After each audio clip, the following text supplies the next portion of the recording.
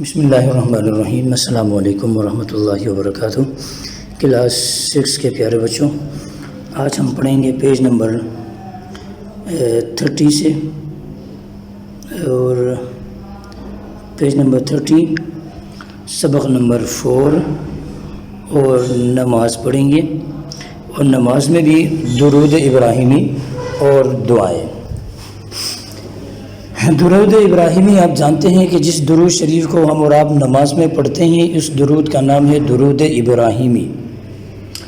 اس میں 2 مرتبہ تقریباً ابراہیم علیہ السلام کا ذکر ہوا ہے، تو اس مناسبت سے اس درود کا نام درود ابراہیمی ہے۔ سب سے پہلے دیکھیے اس کا تعارف۔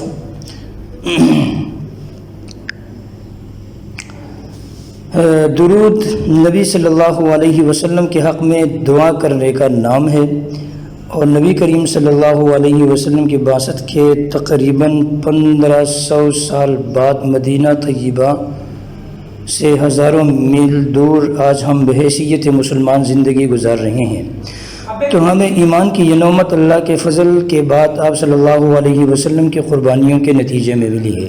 جو ایمان ملا، جو قرآن ملا، جو دین ملا، جو توحید ملی، یہ سب کچھ حضور نبی کریم صلی اللہ علیہ وسلم کے عظیم قربانیوں کے نتیجے میں یہ تمام چیزیں ہم اور آپ کو ملی ہیں۔ تو حضور نبی کریم صلی اللہ علیہ وسلم پر درود پڑھنا یہ ہر انسان کی ذمہ داری بھی ہے، اور انسان کے اوپر یہ انسان کے فرائض میں سے ایک فریضہ بھی ہے، اور ساتھ ساتھ اپنی کامیابی کے لیے، دنیا اور آخرت کی سعادت مندی کے لیے درود پڑھنا بھی ضروری ہے۔ تو دیکھیے سب سے پہلے اس کا ترجمہ لفظ بلفظ اور بامحاورت دونوں، پھر اس کی مختصر وضاحت آپ کے سامنے آئے گی۔ اللہم، اے اللہ، صلی، درود یعنی رحمت بیج، علی محمد، محمد صلی اللہ علیہ وسلم پر، وعلی آلی، اور آل پر، محمد صلی اللہ علیہ وسلم کی۔ اب مزید اس کی دیکھیں، صلی کے یہاں پر 2 معنی ہوتے ہیں۔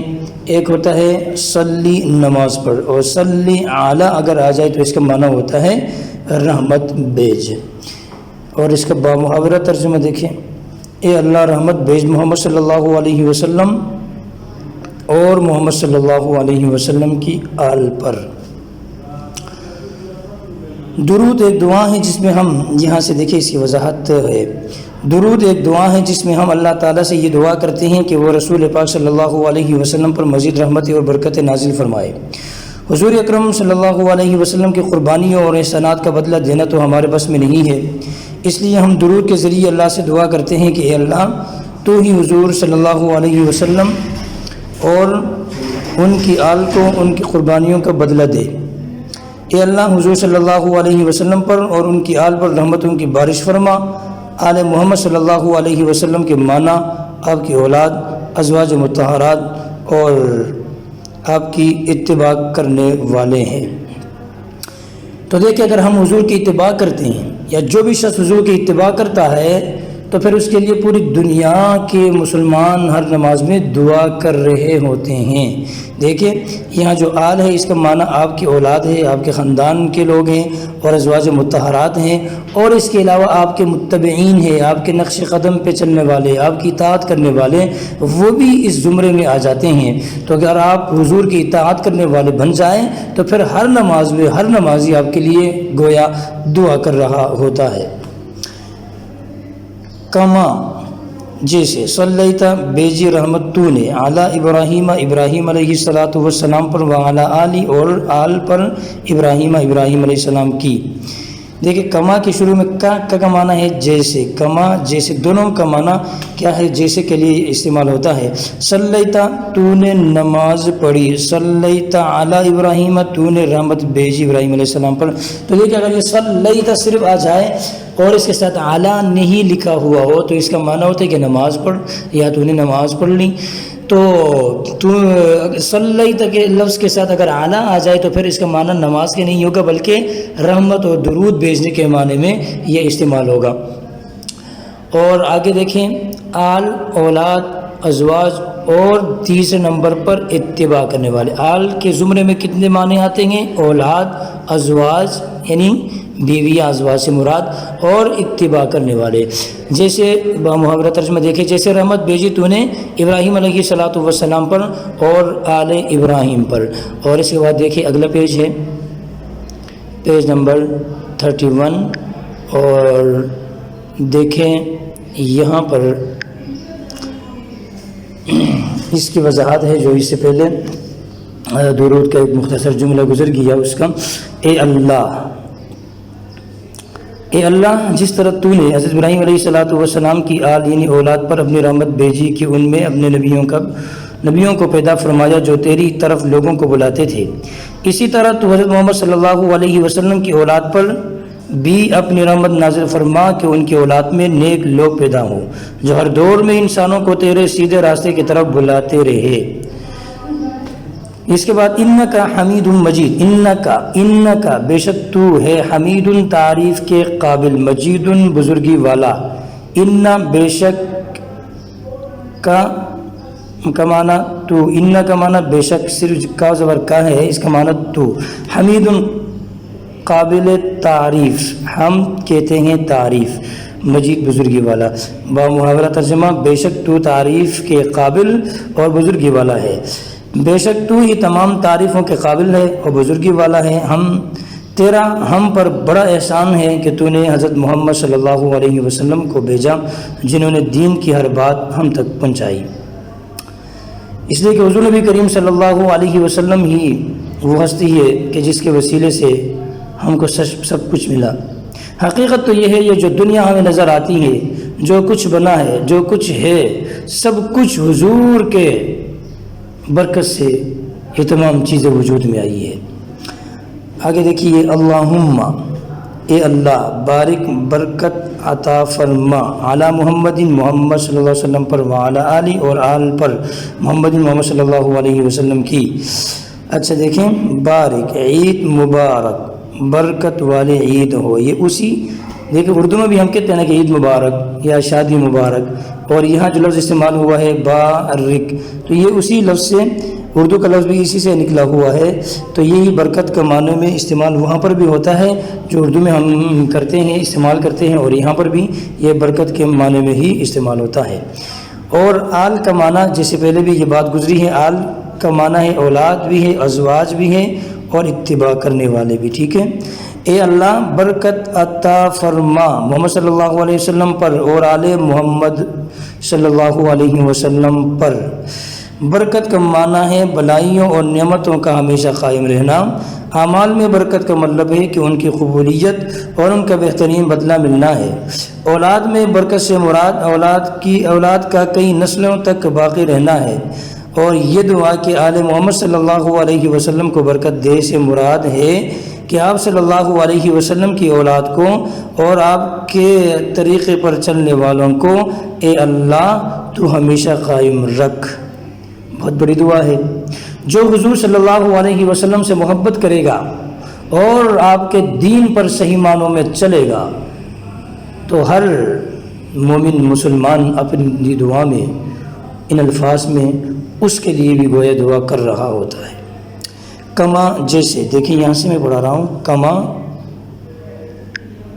جیسے، بارکتا تو نے برکت عطا کی، اعلیٰ ابراہیم ابراہیم علیہ السلام پر، وعلیٰ آلی اور آل پر ابراہیم ابراہیم علیہ السلام کی، جیسے تو نے ابراہیم علیہ السلام پر اور ابراہیم علیہ السلام کی آل پر برکت عطا کی۔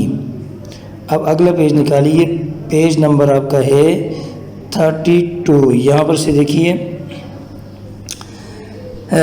ابراہیم علیہ السلام کو اللہ نے، ایک منٹ،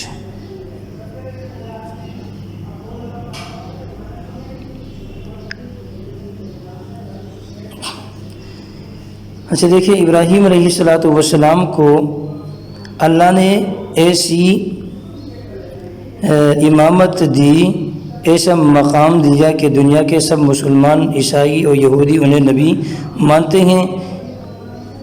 تو اے اللہ، محمد صلی اللہ علیہ وسلم کو بھی ایسی قبولیت عطا فرما کہ اس زمین پر رہنے والے تمام لوگ آپ کی نبوت کو مان لیں۔ دیکھیں، ایمان کے تکمیل کے لیے، کامل مومن مسلمان ہونے کے لیے تمام پیغمبروں پر ایمان لانا، حضور صلی اللہ علیہ وسلم پر ایمان لانا، اور بالخصوص حضور نبی کریم صلی اللہ علیہ وسلم کو خاتم النبیین ماننا، یعنی آخری پیغمبر ماننا، اس بات پر بھی یقین و ایمان رکھنا کہ اللہ کے پیغمبروں میں حضور نبی کریم صلی اللہ علیہ وسلم آپ کے آخری پیغمبر ہیں، آپ کے بعد کوئی نبوت نہیں، آپ کے بعد کسی پیغمبر کا آنا نہیں، آپ کے بعد کوئی پیغمبر آئے گا نہیں، اور آپ کے بعد اگر کسی نے پیغمبری کا دعویٰ کیا، نبوت کا دعویٰ کیا، تو وہ جھوٹا ہوگا، وہ کذاب ہوگا، وہ غلط ہوگا۔ اور حضور نبی کریم صلی اللہ علیہ وسلم آخری پیغمبر ہیں، آخری نبی ہیں، آپ کے بعد کسی نے نبی بن کر نہیں آنا ہے، یہ اللہ کا فیصلہ ہے۔ اور اس عقیدے پر بھی ایمان رکھنا ہر مومن مسلمان کے لیے ضروری ہے۔ انکا، بے شک تو، حمید، تعریف کے قابل، مجید، بزرگی والا۔ بے شک تو تعریف کے قابل اور بزرگی والا ہے۔ دیکھیے اس کے بعد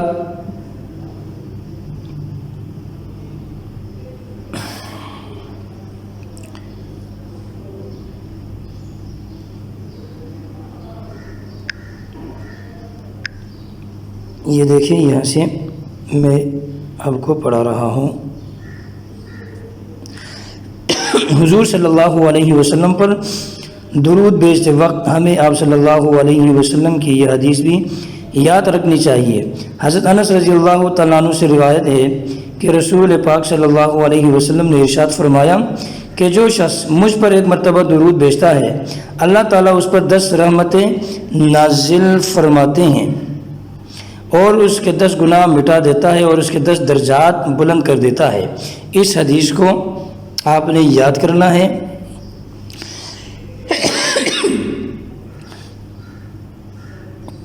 دیکھیں یہ جو حدیث ہے نا، اس حدیث کو آپ نے صحیح طریقے سے اس کو آپ نے یاد کرنا ہے۔ دیکھیں اس حدیث کو، اور ساتھ میں کیا کرنا ہے، عملی کام یہ جو آپ کے سامنے ہے۔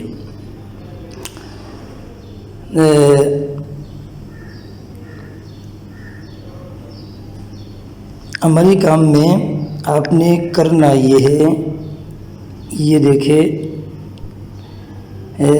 درجہ بالا حدیث مبارکہ زبانی یاد کریں، اپنے والدین، بہن بھائیوں، دوستوں کو سنائیں، اور حضور صلی اللہ علیہ وسلم پر درود بھیجنے کی کیا فضیلت ہے وہ آپ نے ان کو بیان کرنا ہے، بتانا ہے کہ آج ہم نے سبق میں یہ پڑھا، اس کی یہ فضیلت ہے، یہ آپ نے گھر میں بھی بتانا ہے، ٹھیک ہے۔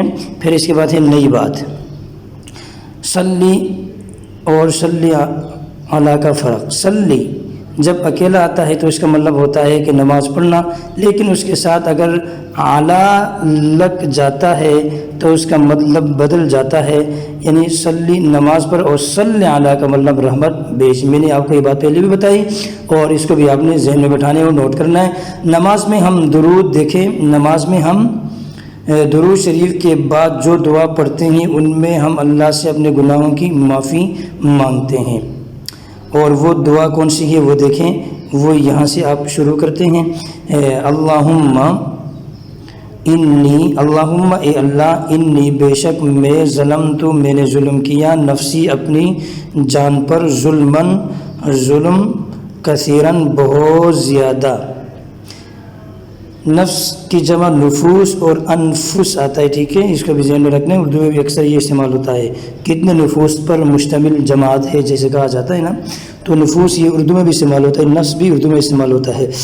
اے اللہ بے شک میں نے اپنی جان پر بہت زیادہ ظلم کیا ہے، اور اس کی وضاحت دیکھیے پیج نمبر 33 کے اندر، یہاں دیکھیں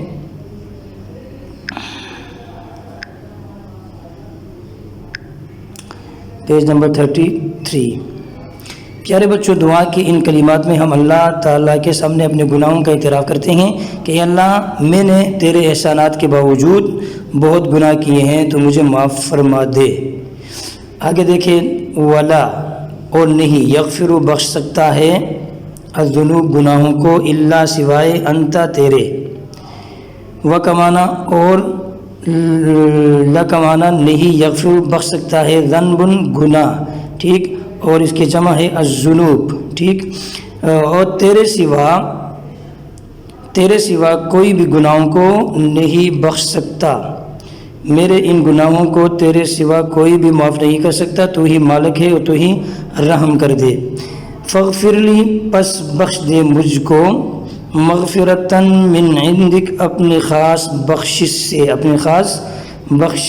سے، ورحمنی اور مجھ پر رحم فرما۔ فکا مانا پس اغفر بخش دے لی مجھ کو، مغفرتاً بخشش، اور من کا معنی سے، عندک اپنے پاس سے، و کا معنی اور، ارحم من رحم فرما، اور نی کا معنی مجھ پر، پس مجھ کو بخش دیں، بامحاورہ ترجمہ کر رہا ہوں، پس مجھ کو بخش دے اپنی خاص بخشش سے اور مجھ پر رحم فرما۔ مالک میرے گناہوں پر پردہ ڈال دیں اور انہیں میرے نامہ اعمال سے مٹا دیں، مجھ پر اپنی خاص مہربانی اور کرم فرما۔ انکا انت بے شک تو ہی، الغفور بخشنے والا، الرحیم بہت رحم والا ہے۔ انکا مانا بے شک تو، انت کا مانا تو، مغفرت کا مانا استغفار، اور غفور یہ بخشنے والا، تب ملتے جلتے الفاظ معنی کے اعتبار سے، الرحیم مسلسل رحم کرنے والا، بے شک تو ہی بخشنے والا بہت رحم والا ہے۔ بامحاورہ ترجمہ، اے میرے مالک تو گناہوں کو معاف کرنے والا ہے، اپنے بندوں پر رحم فرمانے والا ہے، تو مجھے بخش دیں اور مجھ پر ابر برسا دیں، اگر تو ایسا نہ کرے گا تو دنیا اور آخرت کی رسوائی ہمارا مقدر بن جائے گی، بے شک تو ہی گناہوں کو معاف فرمانے والا اور اپنے بندوں پر رحم کرنے والا ہے، بس مجھے معاف فرما۔ تو یہ ہے اس دعا کا ترجمہ، اس کو بھی آپ نے یاد کرنا ہے اور صحیح طریقے سے اس کو یاد کرنے کی آپ کوشش کر لیں تاکہ یہ ساری چیزیں آپ کو یاد ہو، اور نماز پڑھتے ہوئے ان تمام چیزوں کو سوچتے ہوئے، معنی کو دیکھتے ہوئے آپ نماز پڑھنے والے بن جائیں۔